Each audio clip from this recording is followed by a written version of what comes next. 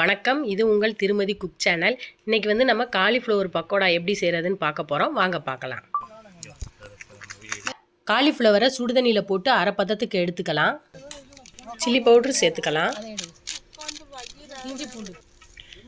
Cornflour மாவு சேர்த்துக்கலாம். கடலை மாவு சேர்த்துக்கலாம். இஞ்சி பூண்டு பேஸ்ட்டு சேர்த்துக்கலாம். தேவையான அளவு உப்பு சேர்த்துக்கலாம். இது எல்லாம் நல்லா கலந்து வச்சுக்கலாம். ஒரு 10 நிமிஷம் இது ஊறட்டும். ஈவினிங் அப்படியே ரிலாக்ஸாக தோட்டத்துக்கு வந்த இடத்துல எல்லோரும் வேலை செஞ்சுக்கிட்டு இருந்தாங்க.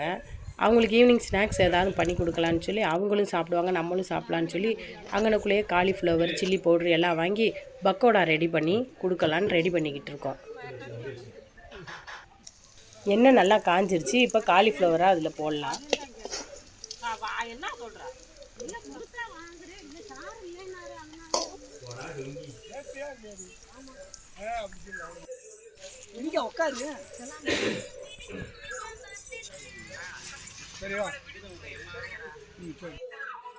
இப்போ நல்லா மொறுமொறுன்னு பொரிஞ்சிருச்சு. காலிஃப்ளவர் பக்கோடா ரெடி ஆயிருச்சு. அரைப்பழம் லெமன் இதில் புழிஞ்சு விட்டா சூப்பராக இருக்கும். இப்போ நம்ம இதை எல்லாருக்கும் சாப்பிட கொடுக்கலாம்.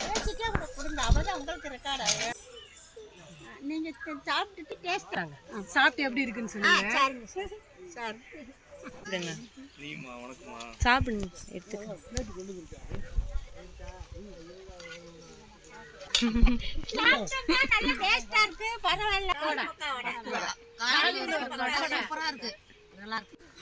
நாங்கள் காலிஃப்ளவர் பக்கோடா செய்யலான்னு தான் ரெடி பண்ணோம். ஆனால் இது வந்து KFC சிக்கன் லெவலுக்கு நல்லா சூப்பராக மொறுமொறுன்னு சுவையாக இருந்துச்சு.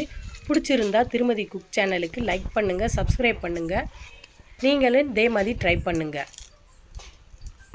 சாப்பிட்டவங்க எல்லா பேரும் சொன்னாங்க ரொம்ப நல்லா இருக்குன்னு சொன்னாங்க. இப்போ நானும் சாப்பிட்டுருக்கேன். முயற்சி பண்ணுறேனே. நல்லா இருக்கா? சூப்பர். சரி, என்ன செய்யுது? சுவையாக நல்லா இருக்குது. காரம், உப்பு எல்லாமே நல்லா இருக்குது. செல்வி தங்க காப்பியாக போடுறோம்.